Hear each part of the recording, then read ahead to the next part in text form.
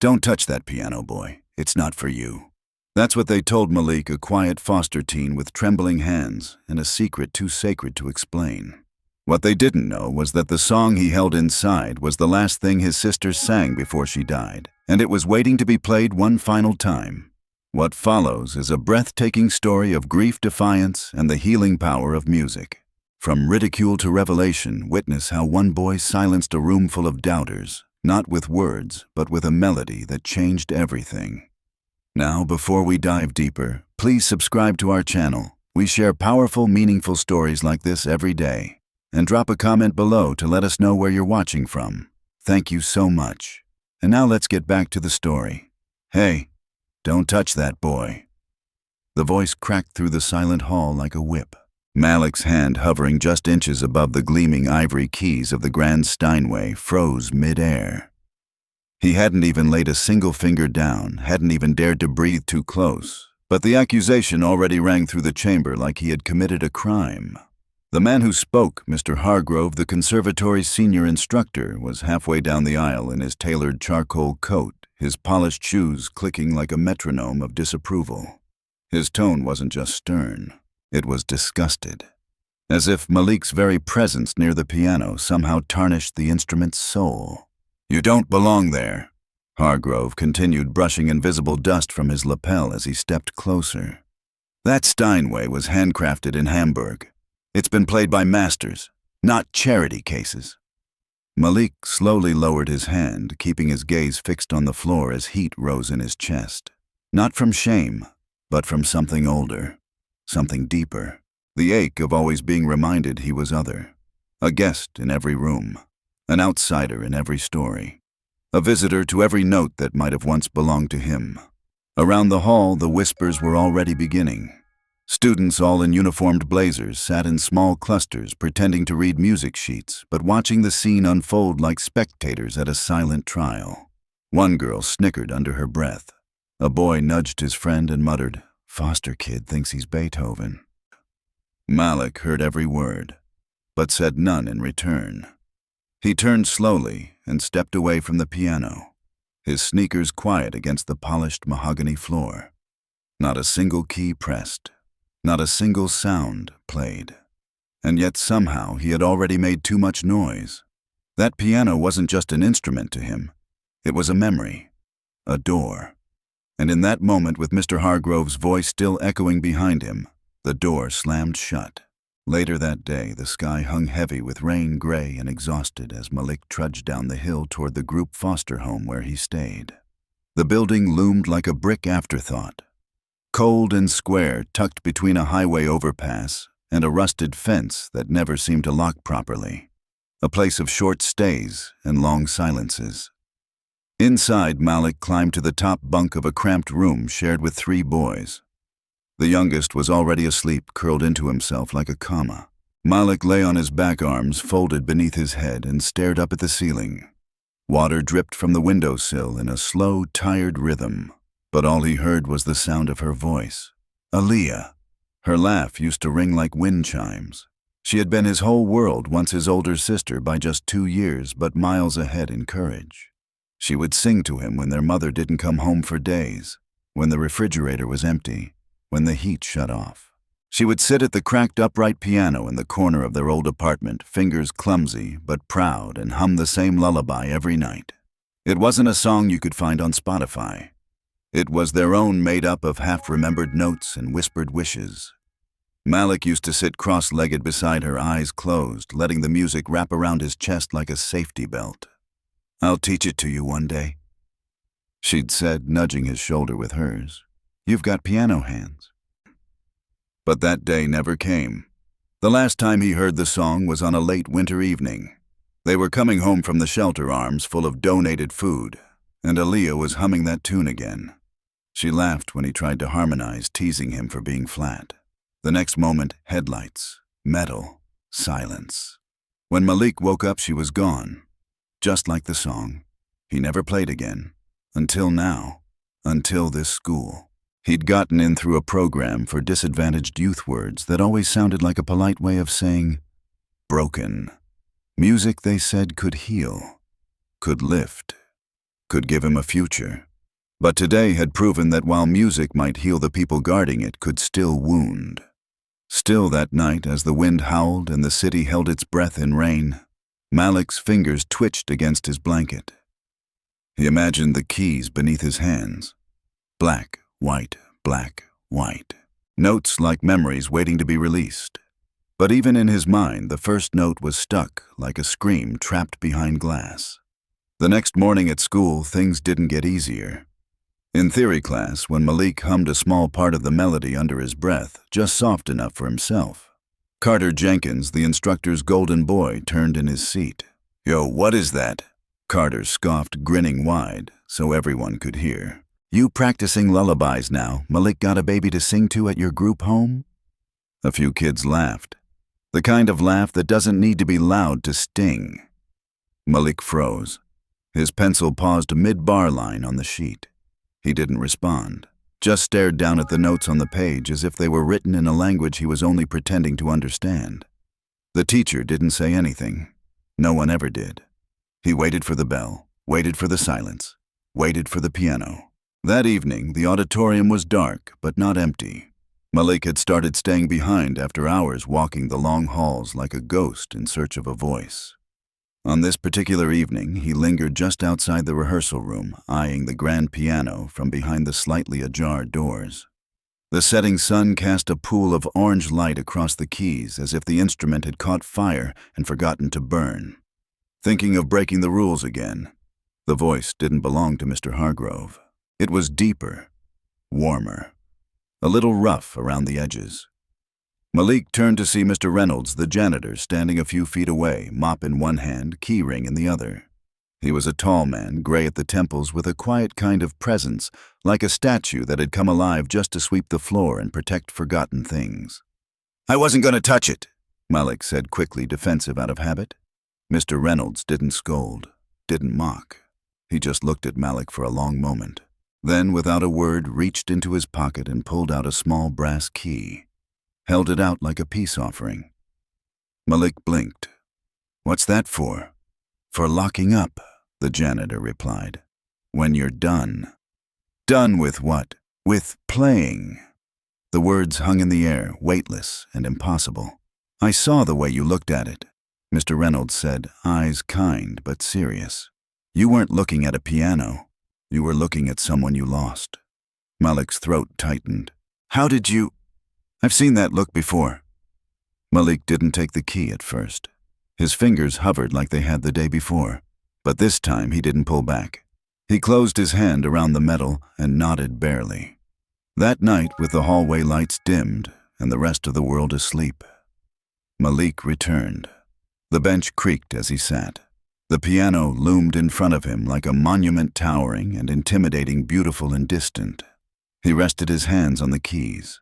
No one watching, no instructor yelling, no audience, just Malik.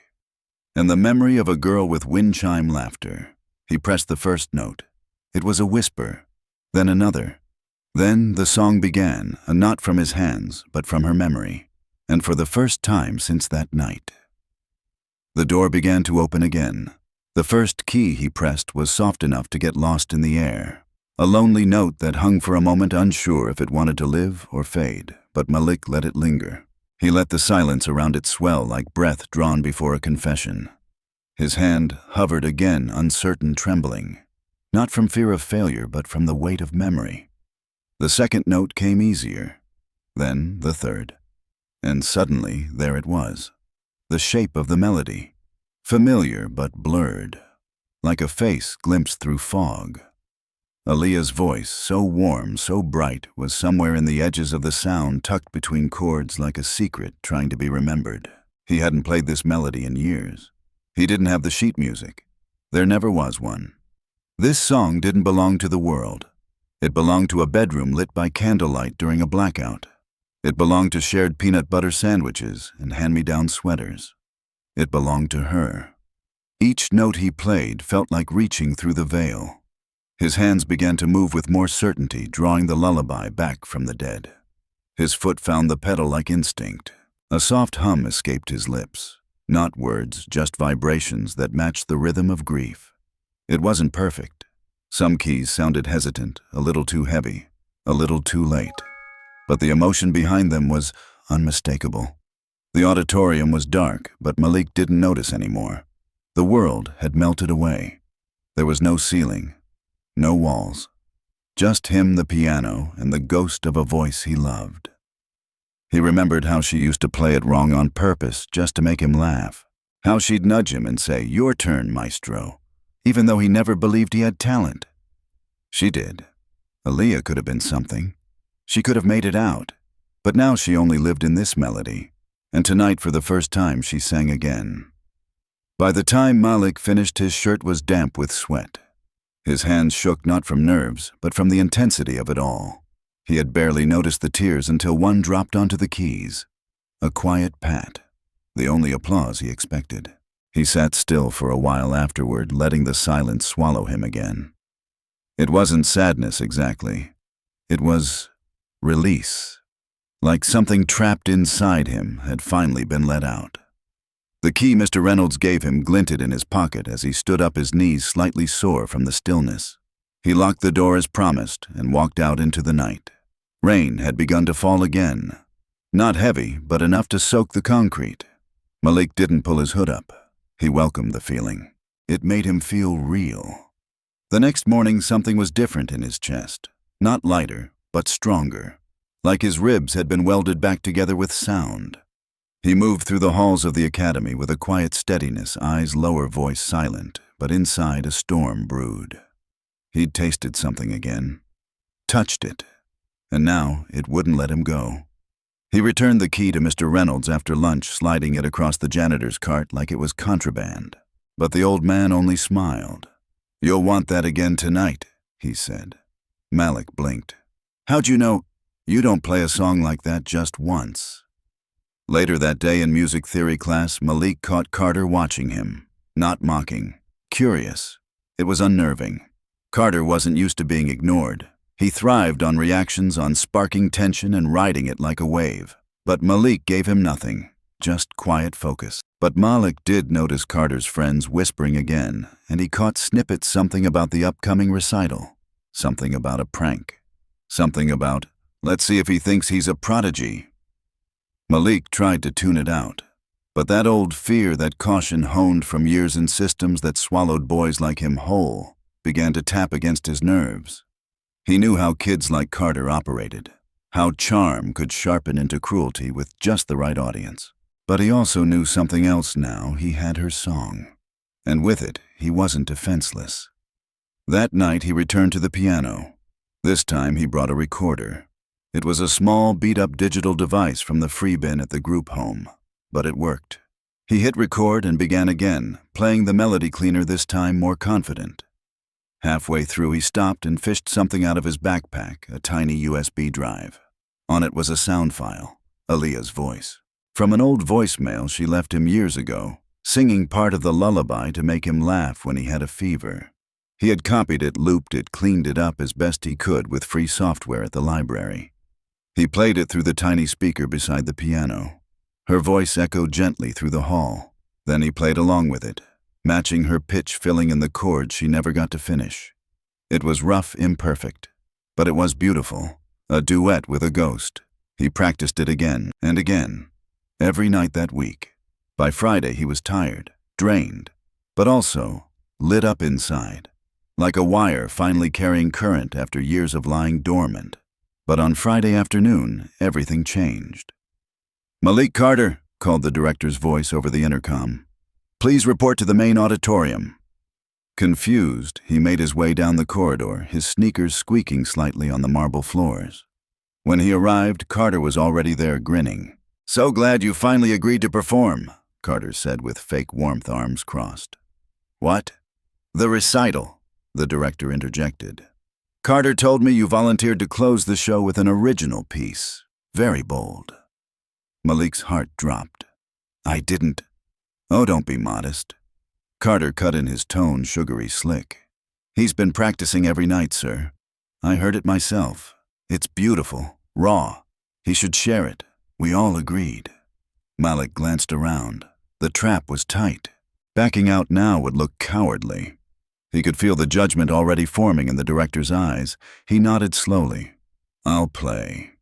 Carter's smile faltered for a split second. That was all Malik needed. He walked out of the room without another word. That night he didn't sleep. Instead, he recorded her voice one last time, this time layering it with a second track of his own harmony. It wasn't perfect, but it was real. It was theirs. He rewrote the ending, something Aaliyah never got to finish. A final climb in the melody, one that soared instead of fading. As the recital approached, Malik dressed in his only blazer. It was second-hand and slightly too big, but he wore it like armor. His sneakers were still scuffed, his hands still calloused, but his soul tuned. When his name was called, the hall buzzed with polite confusion. Some clapped, some muttered. And as he stepped onto the stage, the lights hit him. For a moment he froze. Then he saw it. The piano. Center stage, lit like an altar. He walked toward it, sat down, and pressed the first note. The moment Malik pressed the first note on the recital stage, a hush fell over the room, not respectful silence, but that kind of anticipatory stillness before a fall. Dozens of eyes locked on him. Teachers, students, parents, and Carter seated in the second row with a smirk carved deep across his face, arms folded like a judge waiting for a spectacle. Malik didn't look at them. He looked at the piano. He looked at the polished black surface reflecting his own nervous gaze, and somewhere in that reflection he imagined Aaliyah. Sitting beside him again, legs swinging off the bench, fingers clumsily playing wrong chords on purpose just to make him laugh. Her voice used to fill rooms that were falling apart. Now it was going to fill a room that didn't believe in him. He pressed another key, then another. The melody began slow and fragile like a bird testing broken wings. His hands trembled. For the first few bars, the notes landed hesitantly, and a few eyebrows in the crowd raised. Whispers sparked like kindling in dry brush. From somewhere in the back, someone coughed loudly and deliberately. But Malik stayed inside the sound. He closed his eyes and pictured their apartment again. The tattered couch, the yellow light bulb above the piano, Aaliyah's chipped nail polish as she pointed to the keys. He let himself slip back into that memory. The next note came steadier, then smoother. His hands found the rhythm not from sheet music but from bone memory. The lullaby rose in the air like incense, familiar, warm aching. And then, just as he'd practiced, her voice emerged from the small speaker he'd tucked beneath the piano. Soft, breathless, real. A few in the crowd sat up. The girl behind Carter tilted her head, startled. Malik kept playing. Aaliyah's voice echoed through the auditorium, grainy but unmistakably beautiful. She sang the melody she had hummed to him when he was scared, when he was alone, when they had nothing but each other. Malik's fingers danced between the notes, layering chords beneath her voice, building harmony, where once there had only been grief. He wasn't just performing. He was stitching the past to the present. And then, click. Laughter. Carter had pulled out his phone and played a distorted version of the same lullaby from an earlier recording he'd secretly made, but twisted it into mockery. The timing was cruel right, in the middle of Malik's most vulnerable moment. The distorted version of Aaliyah's voice echoed from his phone. My lullaby for little babies. Then came the laughter from the audience. Not everyone, but enough. A cluster of boys near Carter burst into chuckles, nudging each other like schoolyard bullies who knew they'd won. Malik's fingers stumbled. He missed a chord. A murmur of discomfort rose across the room. A part of him wanted to stop, wanted to get up, walk out, let Carter have his moment. But something inside him flared. A defiant ember. He didn't come here to prove anything to them. He came for her, for the promise he never got to keep. He pressed the next chord harder, louder. Aaliyah's voice swelled in return, her recorded harmony pushing past Carter's static cruelty. The distorted recording was drowned out by the real one, pure, cracked, but full of emotion. The hall slowly went still again. The laughter died. The fake audio faded forgotten. Malik kept playing. He pushed through the pain, through the memories, clawing at his ribs, through the tightness in his throat, through the hot sting behind his eyes. His hands stopped trembling. His back straightened. The notes poured out now with authority. He wasn't a foster kid anymore. He was a vessel, a conduit. By the time the final chorus came, he layered his voice under hers, a fragile harmony, imperfect but brave. It sounded like two souls searching for each other in the dark. One living, one lost, both singing.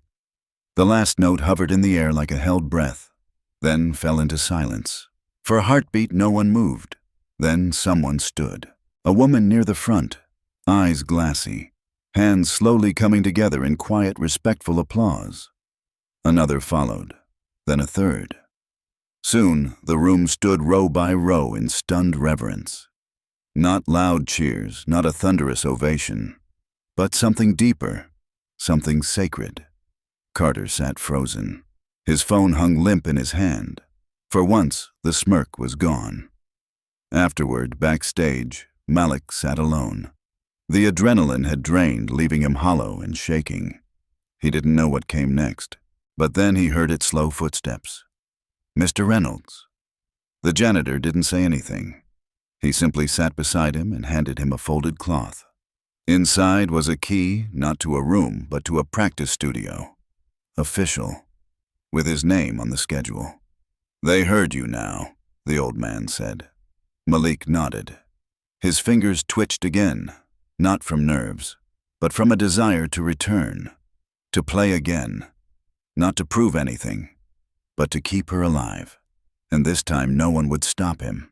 The applause still echoed in Malik's bones the next morning, long after the last chair had been pushed in, long after the lights in the recital hall had dimmed, and long after Carter's fake laugh had wilted into awkward silence. But Malik didn't celebrate. He didn't post about it, didn't wait in the hallway for praise, didn't even look up when students passed him. A few murmured words like, beautiful, haunting, or was that his sister's voice? But he stayed silent. The performance hadn't been for them. It had been a farewell. And now, in the quiet aftermath, it felt like Aaliyah's voice had gone quiet again. Like she'd been here for one last duet, and had slipped away. That day's sky was bleached and colorless, with the kind of wind that seemed to forget where it was going. Malik moved like a shadow between classes. Everything outside of the music room felt dull, too loud, or not loud enough. Even the piano, which he passed in the empty auditorium, seemed distant, like it had given him all it had. He didn't go near it. He didn't want to break the spell. Later that afternoon, as he pushed open the heavy rear door toward the exit, he saw Mr. Reynolds leaning against his mop handle near the loading dock. The janitor was sipping lukewarm coffee from a dented thermos, eyes tracking the clouds like they owed him something. Malik nodded politely and started to pass. "Hey, Mr. Reynolds said without looking. "You leave Ghost behind in that recital last night." Malik stopped mid-step. I don't know," he said honestly. Mr. Reynolds chuckled softly. "Well, whatever you did, you made a whole auditorium forget how to blink." Malik allowed a hint of a smile to flicker. The janitor finally turned to face him. "You planning to let your fingers rest now, or was that just chapter 1? "I don't know." Malik repeated this time more quietly. "It feels different now." "Different how?" Malik hesitated. Like the song was never mine. Like I borrowed it, just for one night." Mr. Reynolds nodded slowly, as if he understood that in a way no teacher ever had. "Borrowed or not, you gave it a place to live. A melody don't mean nothing if no one's there to carry it. And last night you carried." They stood in silence for a beat. Wind whistled through the courtyard. "You want to know something?" the janitor said. "That piano, I used to dust it every night. Back when I started here 32 years ago. Saw concert pianists hammer it with so much rage I thought it would split. Saw a girl cry over it like it was a grave. But I never, not once saw it glow the way it did when you played." Malik looked down. "It was my sister's song. She used to sing it to me." Mr. Reynolds nodded again. "I figured. She must have been special." "She was." "You ever write it down?" "No," Malik admitted. "I only played what I remembered." "Well," Mr. Reynolds said, fishing into his back pocket, "then maybe it's time you remember more." He handed Malik a worn composition book, its cover cracked pages yellowed around the edges. "I found this in a lost and found box years ago. Blank. Figured I'd keep it until someone showed they had something worth putting in it. Might be yours now." Malik took it carefully, fingers brushing over the old cardboard like it was something sacred. "It's just a notebook," Mr. Reynolds added. "But the right hands make it a cathedral." The next few evenings, Malik returned to the empty practice room's notebook in hand. He didn't rush to play, not right away. Instead, he wrote the melody out slow and precise, like he was carving it into stone. It was hard, harder than just playing. Writing it down meant facing every space he forgot, every line that used to live in Aaliyah's voice but had since dissolved. Still, he kept going. Some nights he'd sit at the piano and let his fingers wander just to find missing pieces. Other times he'd write a single bar and stop listening to the silence afterward to see if it felt honest. If it didn't, he'd tear the page out and start again. He wasn't trying to be perfect, he was trying to be true. Word began to spread, quietly, respectfully, that the foster boy in the recital wasn't just a moment. He was a musician. That maybe the kid who looked like he didn't belong had music in him that reached past belonging. Still, there were whispers. Carter's circle didn't dissolve. If anything, they regrouped quieter this time, more calculated. Malik noticed the sideways glances, the occasional bump in the hall, but none of it pierced him the way it once did. He had armor now. Notes, memory, a voice. A week after the recital, Mr. Reynolds found Malik alone again, this time in the workshop behind the stage. Malik had pulled the cover off the broken upright piano stored in the corner. Its wood was scratched, one leg wobbly, a few keys stuck from age, but Malik looked at it like it was an old friend. "What you doing with that old thing?" Mr. Reynolds asked. Malik didn't look up. "She used to play one like this. Ours didn't have a middle pedal either." He pressed a stuck key, listened to it thud instead of sing. "Can you fix it?" he asked quietly. Mr. Reynolds raised an eyebrow. "That thing's been dead longer than some of the faculty, but..." He knelt beside it, tapped a few places, pulled out a tool from his belt. "Maybe not completely." Together they began restoring it. Not to showroom glory, but to working condition. Malik watched closely, learning every bolt, every felt hammer, every string like it was a map back to something lost. It wasn't just about repair. It was about resurrection. Some evenings they barely spoke. Just worked. The sound of tuning, of careful sanding of keys reborn. It was meditative, healing, sacred. And when finally Malik pressed the once dead key and heard it ring true, he didn't smile. He closed his eyes. Because for a split second he swore he heard her hum again, from nowhere, from everywhere. It had taken all this time, all this hurt, all this rebuilding, but the song was alive again. And this time it was his. The first time Malik played the rebuilt piano, he didn't expect it to answer him back. He sat on the freshly sanded bench with his fingers resting gently on the keys, uncertain and still. The old upright was no longer just furniture shoved into a forgotten corner of the school. It was alive again, exhaling dust and history and humming softly like it remembered its purpose. He hesitated, then pressed a key, a low C. It rang out warm resonance, slightly wobbly, but real. Then the G.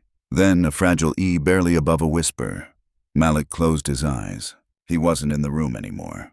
He was back in the tiny apartment in the Bronx, the one with chipped linoleum floors and laundry lines strung above the stove. The air smelled like cheap candles and cinnamon cereal. Aaliyah sat beside him, humming that unfinished tune. Her elbow nudged his every so often, her voice cracking between laughter and song. She never cared if she got the notes right. It was the feeling she chased. Now, as Malik began to play the song, returned not as something he performed, but as something that found him. It poured through his fingertips with reverence. This time there was no hesitation. The keys weren't just keys anymore. They were letters. Each note, a sentence, each chord, a memory pressed into melody. And somehow the piano responded like it remembered her too. Like Aaliyah had touched it from beyond and whispered, "Keep going." The sound was raw, imperfect, deeply human. Malik stopped after a few minutes and sat in silence. The kind that wrapped around you instead of swallowing you. His hands trembled again, not from fear, but from something harder to name. Release. He looked down at the keys, now bearing faint fingerprints from his time with them. He felt like he'd just spoken with her again, and maybe he had. A few days later, Mr. Reynolds surprised him with a gift, an old microphone, and a salvaged USB audio interface from the school's unused AV closet. Figured you could record her properly now, the janitor said, sliding the equipment across the bench like contraband. Malik stared at it, stunned. You sure? She gave you the song, Reynolds replied. Might be time to give it back to the world. So Malik began recording carefully, deliberately, layer by layer. Each night after classes, he returned to the upright piano. He recorded the melody in segments, then stitched them together like patches on a quilt. He looped in Aaliyah's voicemail again fine, tuned her notes and built harmonies beneath her voice so gentle they barely whispered. He learned how to edit watching YouTube videos late into the night, scribbling instructions in the margins of his composition notebook. He didn't just want it to sound clean. He wanted it to feel like her, like warmth, like light through a cracked door, like every bedtime she sang him into sleep when no one else was home. He layered in strings, a soft digital cello like her arms around him. He added ambient sounds. The creak of the old apartment floor, the flicker of candlelight he'd mimicked with a faint arpeggio, the rising echo of a subway train far away that sounded like the future pulling closer. And when the final mix was done, he didn't play it for anyone. Not yet. He uploaded it to a private link, saved it to his phone, and tucked the device under his pillow at night like a relic. Sometimes in the dark, he'd hit play and just listen. Not to himself, to her. A few nights later, Malik sat outside the auditorium alone, knees drawn to his chest, watching the glow of the street lamps pulse across the pavement. Spring was beginning to stir, just barely. The air smelled different, brighter, like something buried deep in the soil had begun to stretch toward light. "You've been quiet," said a voice. It was Ms. Alvarez, one of the younger music teachers. She had barely spoken to him before, but now she lowered herself onto the step beside him. "That song," she said softly. "The one at the recital. It hasn't left my head since." Malik looked away. "It wasn't mine. It came through you," she said. "That makes it yours." They sat in silence for a few seconds. "Do you have any other pieces?" she asked. He hesitated. "I'm working on something." "Well," she smiled, "when it's ready, I hope you'll share it. We have a regional competition next month. It's not just about winning. It's about telling the story only you can tell." He didn't answer, but the idea planted itself quietly. The next day, he returned to his composition notebook and flipped to a clean page. At the top, in careful, blocky handwriting, he wrote, "Aaliyah's Lullaby Final Arrangement." Then he began transcribing everything he'd recorded, note by note, pause by pause, breath by breath. It took days. Some of it was guesswork. Some of it was instinct. But by the end, he had written it all out. Her song, their song, now preserved in ink as well as sound. The entry deadline for the regional showcase came closer. The same Carter who once mocked him now avoided him altogether. Not out of guilt, but discomfort. Malik had moved beyond the hallway politics and cafeteria jabs, and that made Carter invisible. On the final day before submission, Malik walked into Ms. Alvarez's office with the notebook in hand. She read it without speaking, her eyes tracing every line of the score. By the time she finished, she looked up and simply said, "It's breathtaking." He didn't know what to say. His chest ached. "It's not just a piece," she whispered. "It's a eulogy." That night, he returned to the rebuilt upright one last time before the showcase. He sat in the dark, just him and the keys. The moonlight filtered through the dusty glass like a blessing. He didn't play the whole thing, just the opening bar. And when he did, he could have sworn the piano leaned into him like an old friend whispering, "She hears you." It became a ritual. Each night, long after the last bell rang and the last car pulled from the parking lot, Malik stayed behind. The custodial staff had learned to leave one light on in the far music wing, the one with the dusty ceiling tiles and half-functioning vending machine. Room 117. No one else ever used it. Not anymore. He didn't tell anyone, not even Ms. Alvarez. That room became his chapel. The upright piano, still imperfect, still scarred, stood waiting beneath the flickering bulb like it was holding its breath each time he entered. Malik never knocked. He just walked in, laid his notebook on the bench beside him, and breathed into the keys. He was rehearsing for the competition, but that wasn't really the point. He was rebuilding himself, one measure at a time. He refined the transitions, softened the opening, thickened the climax, then thinned it again like sculpting clay with nothing but his ears and heart. Sometimes he'd sing underneath the melody, eyes closed, his voice threading with the echo of Aaliyah's. Other times he'd just listen. Let the silence guide what came next. It wasn't about impressing anyone. It was about making the song true. Yet somehow word still got out. It began with a girl from orchestra, Anika, quiet, observant, always carrying her viola like it was her shield. She passed room 117 one evening, paused, and didn't speak. She simply stood by the cracked window and listened. Then came Marcus, a drummer with a stutter and a wild imagination. He left a note for Malik under the door. "Your song made me forget I was angry for 5 whole minutes. That's something." And slowly, night after night, a handful of others appeared, not in crowds, not to judge, just to listen, quietly, gratefully. No lights, no applause. Just silhouettes leaning against door frames, heads bowed in reverence. Malik didn't mind. He didn't play for them, but he understood they too had ghosts they were trying to make peace with. The night before the competition, Malik stayed later than usual. The others had all gone home. Even Mr. Reynolds, who normally walked the hallway with his keys jingling like wind chimes, had already locked up. Malik sat in the stillness, notebook in his lap, staring at the final bar. He'd written and rewritten that last measure a dozen times. He couldn't decide how to end it. Aaliyah's lullaby had always stopped mid-phrase, interrupted by that winter night, that car, that silence. He wanted to finish it. But how do you write the last breath of someone who never got to finish their story? His fingers hovered over the keys. And then they moved, not toward the expected ending, not toward the safe resolution, but toward something unexpected, a suspended chord, gentle and unresolved. He let it hang there, quivering open. It didn't land. It lingered, just like her. That would be the final note, not a goodbye. A reaching. He copied it into the manuscript, exhaled softly, and closed the book. But the stillness shattered the next day. As Malik entered the school, his backpack slung over one shoulder, he noticed something off. Students huddled around phones, whispering, glancing at him. He quickened his pace. Whispers followed. Someone snorted. Another laughed. By the time he reached his locker, he heard Carter's voice behind him. "Didn't take long for your little lullaby to hit YouTube, huh?" Malik froze. He turned slowly. "What?" Carter held out his phone. On the screen, a video grainy shot through the cracked window of room 117. Malik at the piano, singing softly under Aaliyah's voice. The title, "Foster Kid Thinks He's the Next Mozart."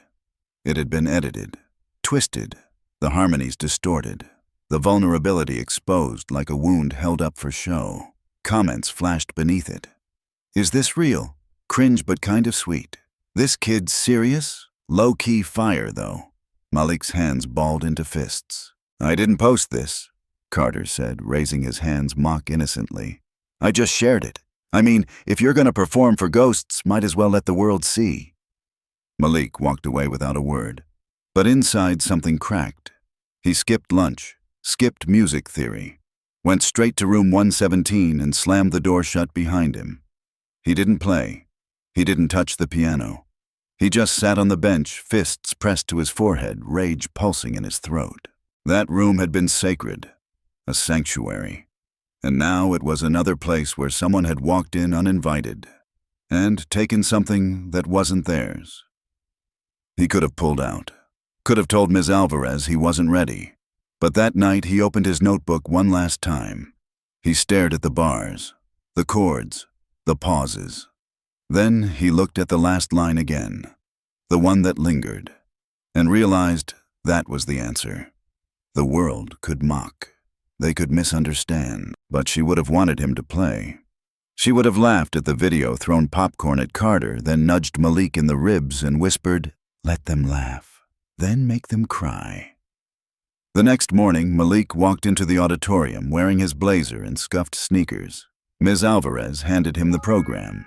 His name was last. Final performance. Showcase closer.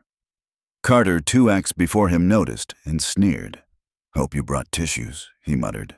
Malik said nothing. He didn't need to. The lights dimmed. The crowd hushed. One by one, the performers played violinists, vocalists, pianists. All polished, all precise. Then came Carter. His classical piece executed with robotic perfection. He stood bowed and basked in tepid applause. Then, silence. Malik's name echoed through the auditorium like a whisper turned into thunder. He stepped onto the stage. The lights warmed his skin. He sat. No introduction, just fingers to keys. And, with the first note, the room held its breath. He played Aaliyah's lullaby whole this time, richer, deeper. The melody no longer wept.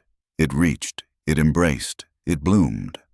Her voice entered halfway through, not from the voicemail this time, but from a re-recorded sample cleaner, clearer elevated. She was singing with him now, like a voice unbound from memory, finally free. And when they reached the final measure, Malik didn't resolve the chord. He let it ring, open, unfinished, alive. The silence afterward was so complete it felt holy. Then applause. Real. Not polite. Not forced. Full-bodied and rising like a wave. Malik stood slowly. He didn't bow. He looked up. Somewhere in the dark of the ceiling lights, he imagined her watching, grinning, nudging him, whispering, "Told you so." "You planning on staying humble forever?" Ms. Alvarez teased, gently tapping Malik's shoulder with the edge of a laminated certificate. Malik gave a quiet smile, small and tired. The spotlight still shimmered faintly in the corners of his vision, though the competition had ended hours ago. The applause still echoed in his ears, not because it was loud, but because it had meant something. For once, he hadn't been clapped for out of pity or surprise. They applauded him because they heard the truth. "Just not sure what to say when people look at me like that," he murmured. "Like what? Like I'm someone new?" Ms. Alvarez studied him with eyes that saw more than they said. "That's because you are someone new, Malik. Or maybe someone real, and they're just seeing him for the first time." She tucked the certificate into his backpack before he could protest. The ride home was quiet, the van humming down rain-speckled streets. Malik sat by the window cheek, resting against the glass, watching the passing lights smear into gold and red. He thought of Aaliyah, of what she might have said tonight. Probably something ridiculous and loud, like, "Now you owe me a Grammy, you punk." He smiled into the silence. But peace in his world never lingered long. The next morning brought tension sharp enough to cut through sunlight. It began with a knock on the school's main office door, followed by voices that didn't belong. Men in suits. The headmaster pacing. Malik saw it only from a distance, standing at his locker, backpack half-zipped, breath misting in the chill of the hallway air. The tension coiled through the building like smoke, unseen but unmistakable. By third period, the whispers began. "Someone stole music software licenses. Someone hacked the competition site. I heard the recordings were faked." The words drifted down the hall like poisoned leaves. And then Carter appeared. Leaning against the wall just outside music theory class, arms folded, expression smug, but brittle, like glass pretending to be steel. "Funny how you're the star now," he said. "You've got all these people thinking you're some kind of prodigy. Shame if it turns out you cheated to get there." Malik narrowed his eyes. "What are you talking about?" Carter shrugged, all innocence and malice wrapped in one. "Let's just say the competition board got an anonymous tip that some of the audio in your submission was suspiciously enhanced. Like you had help. Like maybe someone sang it for you." The floor seemed to dip under Malik's feet. "You're lying," he said quietly. "Prove it." Malik walked away, jaw clenched, pulse racing. By lunchtime, the headmaster summoned him. A panel of administrators waited in the office. Suits, cold eyes. Not accusatory yet, but circling. "Malik, we've received a complaint." The headmaster began, his tone practiced. "There are allegations regarding your competition submission. That the recording you provided included external vocals misrepresented as your own or as original material. Malik froze. They're her vocals, he said. My sister. From a voicemail. I arranged it, layered it. I played all the piano parts. I even wrote out the score. Do you have documentation of that process? He pulled out his notebook, placed it gently on the desk like an offering. One of the administrators flipped through it impassive. Another tapped his pen on the table. Who helped you record it? No one. No audio engineer. No. Silence. Malik, the headmaster said, finally softer this time. We want to believe you, but this is a serious matter. The school's reputation is tied to every submission. If it turns out your recording wasn't your own. It is mine, Malik said, firmer now. It's hers too, but it's real, I swear. They released him with nothing decided, just quiet nods and eyes that didn't meet his. By evening, he sat on the edge of the rebuilt upright piano, hands limp in his lap, staring at the cracked wall in front of him like it might open and give him a way out. Mr. Reynolds entered slowly, pushing the mop-bucket eyes, scanning the air like he could already sense the storm that had passed through. You look like a man who just got his house broken into. Malik didn't speak. The janitor walked over, pulled up a plastic chair, and waited. They think I cheated, Malik finally whispered. They think the song wasn't mine. Mr. Reynolds leaned back, hands folded over his stomach. Of course they do. Malik's head snapped up. What? You ever see a tree grow through concrete? Reynolds asked. It don't look right. People don't expect it. So they say it's not possible. Must be fake. Must be someone else's work. But it ain't. It's just a seed that refused to die. Malik blinked. Your music grew where no one expected it, Reynolds said gently. That scares people who've only ever played it safe. But what do I do? Malik asked, voice breaking. They want proof. But how do I prove my grief, my process? She's not here to vouch for me. Then let her speak through the music again, Reynolds said. Louder this time. Show them what they missed the first time. The next morning, Malik walked into the main office with a notebook under one arm and a small flash drive in the other. On it, the original voicemail, the rough recordings, the isolated harmonies, even the distorted audio with the subway hum he'd matched perfectly to her cadence. I can demonstrate every layer, he told them, every decision, every mistake. The panel reconvened, the same silent room, the same eyes. He walked them through it step by step, opened the DAW, played the raw files, showed timestamps, even let them listen to the glitch in the original voicemail where Aaliyah's voice hiccuped on the word stars. I didn't fake anything, he finished. I just remembered her, as hard as I could. Silence again, but different. He saw it in their eyes now, not suspicion, but something like shame, recognition, maybe even awe. The headmaster finally nodded. You're cleared. Relief didn't flood Malik. It settled. Slowly, like snow melting on warm skin. Outside the office, Carter waited. No smugness now. Just a quiet stare like a boy watching someone walk away from a fire he couldn't start. Malik didn't speak. He just walked past him, the flash drive still in his hand like a candle that refused to burn out. The gymnasium had never looked like this before. Instead of echoing basketballs and shouting coaches, it now held a stage flanked by velvet curtains. A gleaming black baby grand at its center, and an ocean of folding chairs stretching into the dark.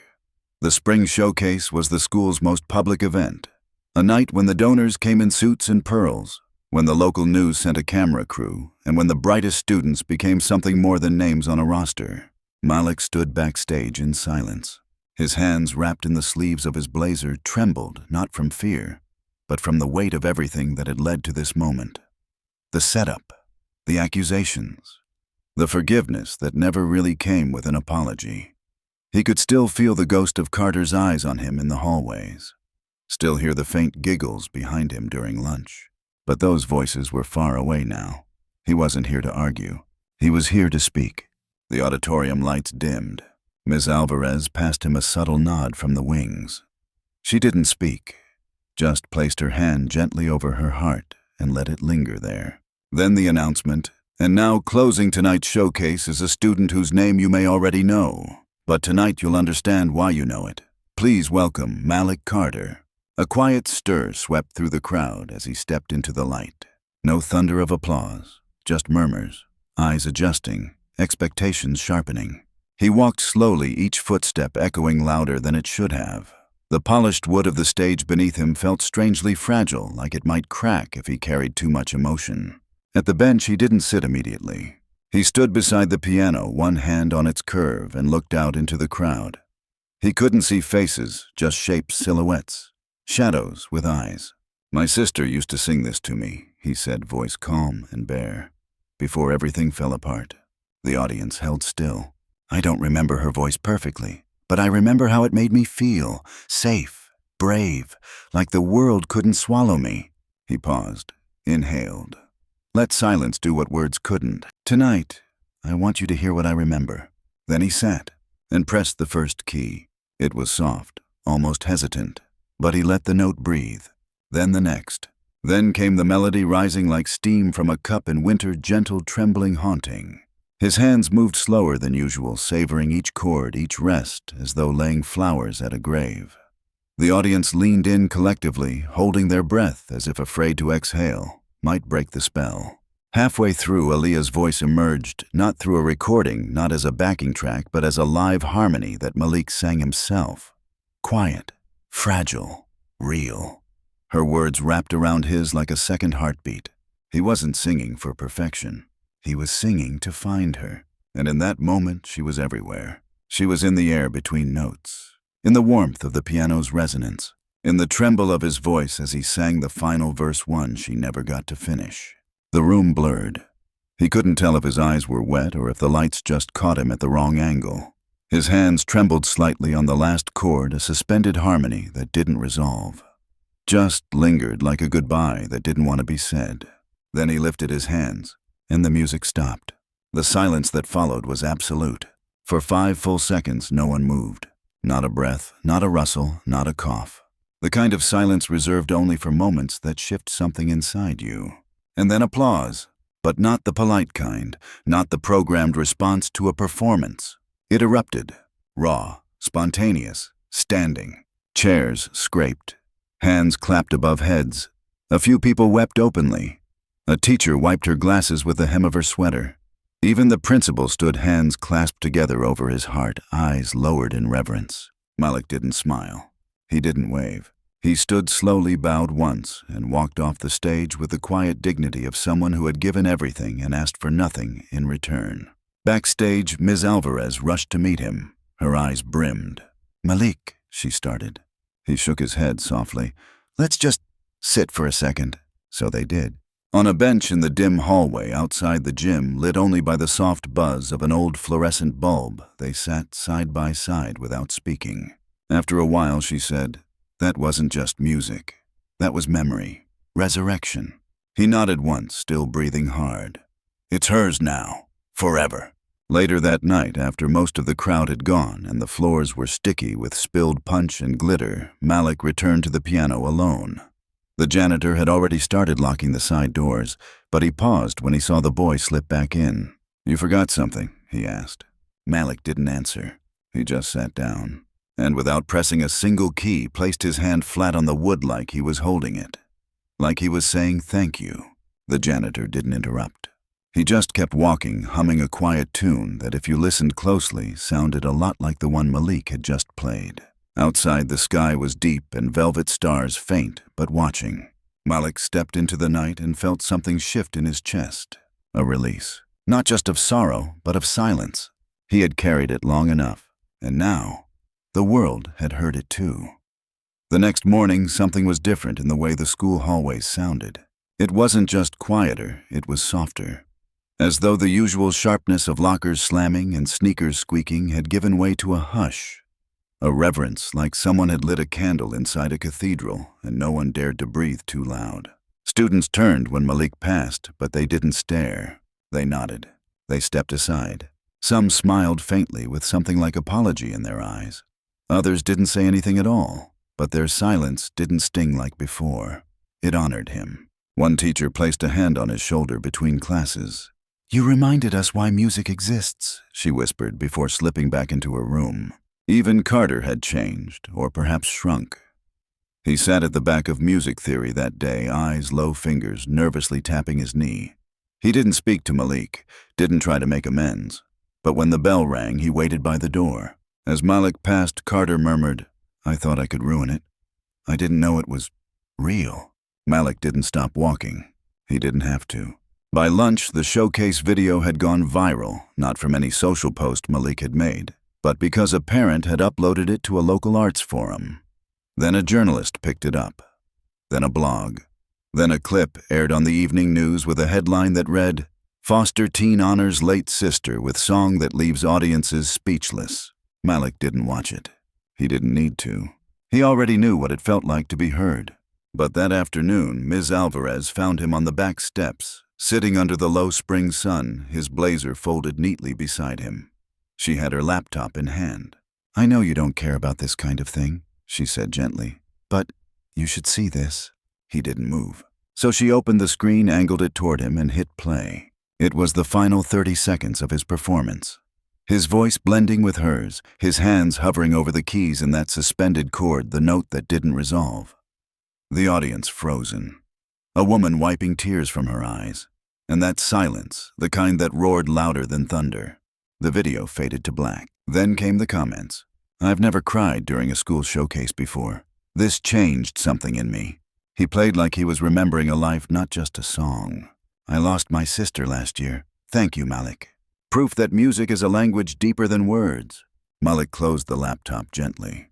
He didn't say anything for a long time. Then quietly, she would have hated the attention. Ms. Alvarez laughed softly. She would have said, "You're welcome for the song, now take me to get ice cream." He smiled genuinely this time. The kind of smile that starts deep and works its way up slowly, as though afraid it'll shatter if forced. That evening, the school hosted a reception in the music wing, a semi-formal gathering with punch finger foods and hesitant mingling. Malik almost didn't go. But Mr. Reynolds met him by the old upright piano and handed him a shirt that still smelled faintly of lemon polish. "Wear it for her," he said. Malik changed. He walked into the reception with quiet confidence, shoulders no longer hunched, eyes no longer fixed to the floor. Teachers stopped mid-conversation to greet him. Students stepped back to make space. For the first time, he wasn't the boy who didn't belong. He was the boy who had changed the room. The superintendent, a silver-haired man with watery eyes and a booming voice, raised a glass and called for attention.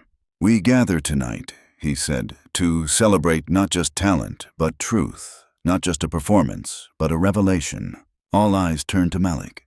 "He reminded us," the man continued, "that music is not about perfection, it's about honesty, vulnerability, love. And in this boy's song, we heard all three. Applause, not thunderous, not chaotic, but whole, respectful, earned." Ms. Alvarez handed Malik a certificate, the official kind, framed and embossed. "You've been invited to perform at the State Youth Arts Gala," she whispered. "It's not just a showcase, it's a platform, and they want you." Malik didn't react immediately. He looked down at the gold seal, the calligraphed name. "Do I deserve this?" he asked, almost to himself.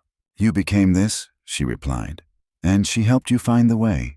After the reception, the guests slowly trickled out. Chairs folded, lights dimmed, but Malik stayed. He wandered back toward room 117, the space where it had all begun. The piano waited, keys worn from nights of practice, from prayers spoken in music rather than words. He sat, no audience, no spotlight, just him, the quiet and memory. And when he pressed that first key, soft, slow, almost unsure, the piano answered not with sound alone, but with feeling. It knew him now. It remembered, and in that note he felt her again. Not a ghost, not a tragedy, but a presence. Still humming, still singing, still rising through every note he played. The invitation arrived, folded in thick ivory paper, stamped with gold foil, and sealed with an emblem Malik didn't recognize. It looked more like a royal decree than a concert lineup. He turned it over in his hands twice before finally opening it. The State Youth Arts Gala. 1,000-seat theater. Live orchestra. National broadcast. Students flown in from every corner of the state, and his name was printed in the final slot of the evening. Not as student participant, not as alternate, just Malik Carter, original composition Aaliyah's Lullaby. He stared at the card long after he'd read it, long after he'd tucked it back into the envelope, long after the sun had shifted across the windowsill in the practice room. It didn't feel like a win. It felt like a weight, a quiet one, heavy but sacred. The next few weeks passed in a blur of rehearsals and media requests. He declined most of the interviews. He didn't need strangers asking how it felt to be a viral sensation or the grief-stricken genius. They didn't know her. They never heard her sing while folding laundry or humming to the flicker of a failing candle. He spent his hours with the piano instead, refining, listening, not just to the music, but to the space between it, that breath between chords, that silence that now felt like her hand resting on his shoulder. Ms. Alvarez helped transcribe a full orchestral version, Mr. Reynolds tuned the upright until it purred under Malik's fingers like it knew this would be the last time it held the song. And one late afternoon when the halls were empty and the janitor's cart had been rolled back into storage, Mr. Reynolds entered room 117 with a small box. He didn't speak at first, just placed it gently on the piano lid and sat. Malik looked at him puzzled. "What is it?" Mr. Reynolds shrugged. "Something I've kept a long time. Figured I'd know who to give it to when the time came." Inside was a single brass key. Ornate. A little too elegant for any classroom door. "This ain't just to a room," he said softly. "It's to a place they locked away a long time ago. Old piano studio in the West Wing. Closed it after some donors decided the space should be converted into admin offices. I disagreed." Malik's fingers curled around the key. "It's still there," he whispered. Mr. Reynolds nodded. "Dusty, unused, but still a room with good bones. A place where music can be born, not just practiced. Yours now." Malik didn't know what to say, so he said the one thing that mattered. "Thank you." "No, son," the old man replied. "Thank you for reminding this place why it built walls in the first place. Not to keep kids out, but to give them something to grow inside of." The day of the gala came sooner than expected. Malik wore a black suit that didn't quite fit, borrowed from a neighbor who used to sing in jazz clubs. His tie was crooked, his shoes scuffed. But when he stepped into the green room backstage, the other performers turned to look, not with confusion, but curiosity. He didn't carry himself like someone trying to belong. He carried himself like someone remembering. The orchestra conductor approached, all gray hair and gentle dignity. He extended a hand. "I've reviewed your score 3 times, he said. "You wrote with restraint, elegance, pain." "It's not just mine," Malik said quietly. The conductor smiled. "The best songs never are." When it was his turn, the stage lights bathed him in amber. The orchestra settled behind him. The murmurs of the audience gave way to breathless expectancy. Malik nodded once, and the conductor raised his baton. The opening was soft, just piano. Malik played the introduction himself, seated at a grand Steinway, the notes clear and aching as if each key remembered her. Then the strings entered, cellos and violas, humming like wind through trees. Then the woodwinds tender as a whisper, the horns rising like dawn. And finally, her voice, not recorded, not artificial, but from a live soloist chosen by Malik himself. A young soprano who had read his story, asked no questions, and promised only one thing: "I will sing her like she's my own." And she did. The lullaby echoed through the hall as soft and luminous as breath on glass. The final chord approached, still unresolved, still open. Malik paused, fingers hovering, then pressed it.